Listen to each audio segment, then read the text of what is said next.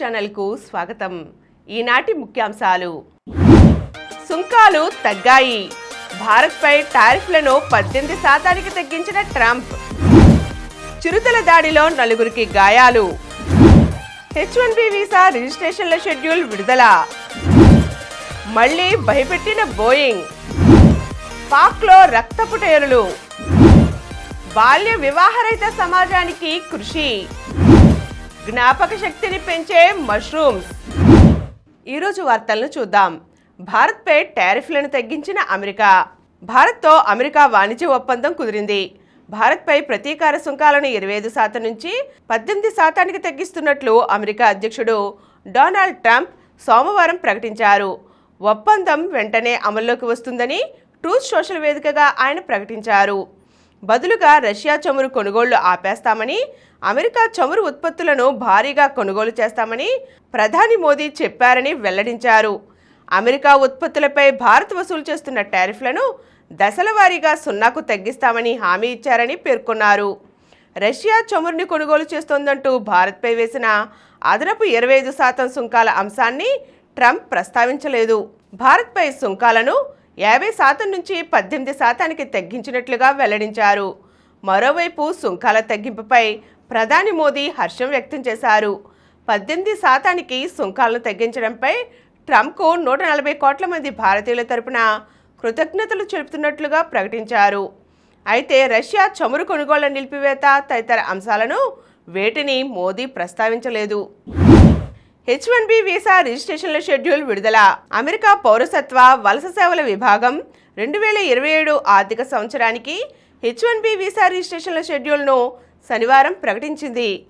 ఈ visa quota కింద రిజిస్ట్రేషన్ల ప్రక్రియ మార్చి 4న ప్రారంభమవుతుందని, 19తో ముగుస్తుందని పేర్కొంది. దరఖాస్తుదారు USCIS ఆన్లైన్ ఖాతాలో రిజిస్టర్ చేసుకుని $215 అంటే సుమారు 18,000 ప్రాథమిక రుసుము కింద చెల్లించవలసి ఉంటుంది. 19వ తేదీ గడువు ముగిసిన తర్వాత మార్చి 31 నాటికి ఎంపికైన వారికి ఈమెయిల్స్ ద్వారా తెలియజేస్తారు. ఈ వీసా కోసం తప్పనిసరిగా USCIS ఆన్లైన్ ఖాతా ద్వారా మాత్రమే దరఖాస్తు చేసుకోవాలి. ఖాతా లేని కంపెనీలు తప్పనిసరిగా అకౌంట్ను తెరవలసి ఉంటుంది. మళ్లీ భయపెట్టిన బోయింగ్. అహ్మదాబాద్ విమాన ప్రమాదాన్ని మరవకముందే Air India Boeing Dreamliner విమానం మళ్లీ భయపెట్టింది. లండన్ నుంచి బెంగళూరుకు రావాల్సిన ఈ విమానంలో ఇంధన నియంత్రణ స్విచ్లో సాంకేతిక సమస్య తలెత్తింది. అయితే విమానం బయలుదేరే ముందే దీన్ని గుర్తించడంతో పెను ప్రమాదం తప్పింది. ఎయిర్ ఇండియా AI-132 విమానం లండన్లోని హీత్రూ అంతర్జాతీయ విమానాశ్రయం నుంచి బెంగళూరుకు రావాల్సి ఉంది. అయితే అక్కడ బయలుదేరే ముందు ఇంజిన్ స్టార్ట్ చేస్తున్న సమయంలో ఫ్యూయల్ కంట్రోల్ స్విచ్ విఫలమైనట్లుగా పైలట్ గుర్తించారు. ఎడమవైపు ఉన్న స్విచ్ ఆటోమేటిక్గా కట్ ఆఫ్ పొజిషన్కు మారటాన్ని గమనించి వెంటనే సమాచారం అందించారు. దీంతో తమ బోయింగ్ 787 డ్రీమ్ లైనర్ విమానాన్ని నిలిపివేసినట్లుగా ఎయిర్ ఇండియా సోమవారం ప్రకటించింది. అనంతరం ఈ విషయాన్ని పౌర విమానయాన నియంత్రణ సంస్థ DGCAకు తెలియజేసింది. పాక్లో రక్తపుటేరులు. పాకిస్తాన్లో రక్తపుటేరులు పారుతున్నాయి. దేశంలోని అతిపెద్ద ప్రావిన్స్ అయిన బలోచిస్తాన్లో బలోచ్ లిబరేషన్ ఆర్మీకి పాకిస్తాన్ సైన్యానికి మధ్య గత శుక్రవారం నుంచి జరుగుతున్న భీకర పోరాటంలో 100 మంది ప్రాణాలు కోల్పోయారు. బలోచిస్తాన్లో స్వాతంత్ర్యం కోసం పోరాడుతున్న BLA ఏకకాలంలో దాదాపు 5 జిల్లాల్లో హీరో 2 పేరుతో భీకర దాడులు చేసింది.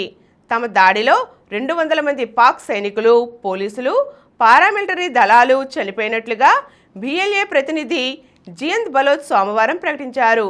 గ్వాదర్లో సైనిక పోలీస్ క్యాంపులపై విరుచుకుపడి తీవ్ర నష్టం కలిగించిన 2 మహిళా బాంబర్ల ఫోటోలను విడుదల చేశారు.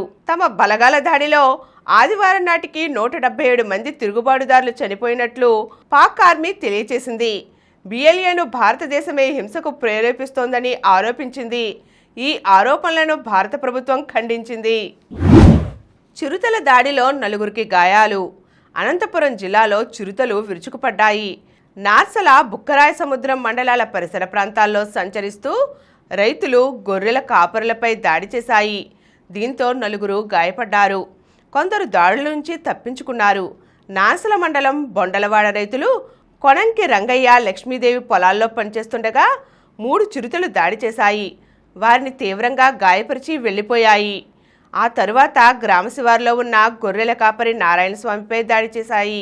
పొలాలు, గుట్టల్లో గాలించిన గ్రామస్తులు చిరుతపులి అనుకుని అడవి పిల్లిని చంపేశారు.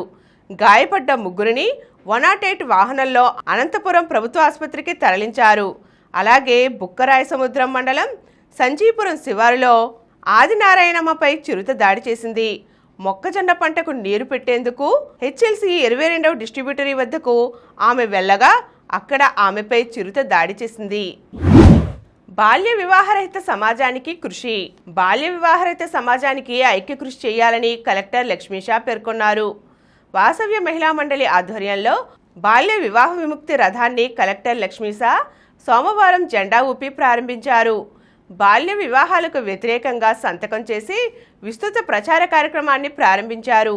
కలెక్టర్ లక్ష్మీషా మాట్లాడుతూ బాల్య వివాహాలపై అవగాహన కల్పించడంతో పాటు 1,00,000 మంది సంతకాలు సేకరించాలని మహిళా మండలి బృందానికి సూచించారు.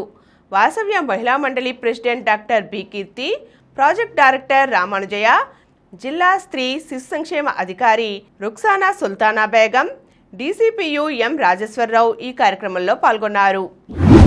జ్ఞాపక శక్తిని పెంచే మష్రూమ్స్. శరీరానికి అవసరమైన ప్రోటీన్లు పుట్టగొడుగుల్లో పుష్కలంగా ఉన్నాయి. జంతు మాంసకృత్తులు జీర్ణమవడానికి ఎక్కువ సమయం పడుతుంది. కానీ పుట్టగొడుగుల్లోని మాంసకృత్తులు అత్యంత సులువుగా జీర్ణమవుతాయి.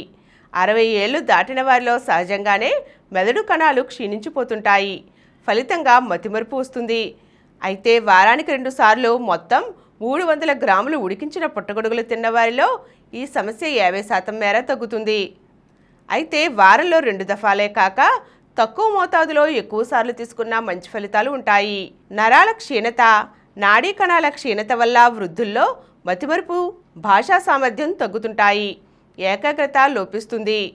అయితే పుట్టగొడుగులు ఈ లోపాలని చాలా వరకు పూరిస్తాయి. పుట్టగొడుగుల్లో ప్రత్యేకించి మన శరీరం తనకు తానుగా ఉత్పత్తి చేసుకోలేని ఒక అరుదైన ఎమినో యాసిడ్ ఉంటుంది. అది ఈ విశేష ప్రయోజనాలను చేకూరుస్తుంది. అందుకే ప్రతి ఒక్కరూ, ప్రత్యేకించి వృద్ధులు పుట్టగొడుగులను ఆహారంలో తీసుకోవడం ఎంతో మంచిది. ఇప్పుడు కొన్ని సంక్షిప్త వార్తలు చూద్దాం. డాక్టర్ నరేష్ బాబుకు 2 జాతీయ అవార్డులు. ఇటీవల పూణేలో జరిగిన association of spine surgeons of India జాతీయ సదస్సులో గుంటూరుకు చెందిన మల్లికా స్పైన్ సెంటర్ అధినేత డాక్టర్ జె నరేష్ బాబు అరుదైన ఘనత సాధించారు. ఎంఆర్ఐ స్కానింగ్లో గుర్తించలేని నడుము డిస్కుల అరుగుదలను రేడియో మిక్స్ అనే ఏఏ ద్వారా ముందుగానే గుర్తించే వైద్య పరిశోధన చేసినందుకు ఆయనకు బేసిక్ రీసెర్చ్ అవార్డు 2026ను అందుకున్నారు. బేసిక్ సైన్స్ రీసెర్చ్ అవార్డుతో పాటుగా ఏఎస్ఎస్ఐ క్లినికల్ రీసెర్చ్ అవార్డును డాక్టర్ నరేష్ బాబు సాధించారు.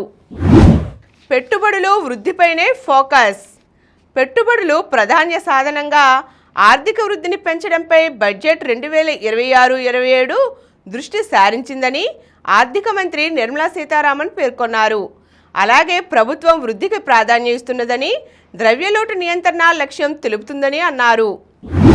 నేటి నుంచి Asia badminton championship. PV Sindhu తప్పుకోవడంతో ఆసియా టీం బ్యాడ్మింటన్ ఛాంపియన్షిప్లో భారత మహిళల జట్టుకు కఠిన సవాల్ ఎదురుకానుంది. మంగళవారం టోర్నీ మొదలు కానుంది. అయితే ఫిట్నెస్ లేమితో సింధు తప్పుకోవడంతో ఆ లోటును 17 ఏళ్ల షట్లర్ తన్వీ శర్మ భర్తీ చేసే అవకాశం ఉంది. WPLలో నేడు గుజరాత్ వర్సెస్ ఢిల్లీ. రాత్రి 7:30 గంటలకు మ్యాచ్ ప్రారంభం. మరిన్ని వార్తా విశేషాలతో రేపటి సమరం న్యూస్లో తిరిగి కలుద్దాం. Thank you. ప్రతిరోజు వార్తా విశేషాల కోసం అనతి కాలంలోనే 21 కోట్ల వ్యూస్ సాధించిన సమరం ఛానల్ సమర్పించు సమరం న్యూస్ ఛానల్కు సబ్స్క్రైబ్ చేయండి, లైక్ చేయండి, మీ ఫ్రెండ్స్కు షేర్ చేయండి. అలాగే ప్రక్కనున్న గంట సింబల్ని ప్రెస్ చేయడం మర్చిపోకండి.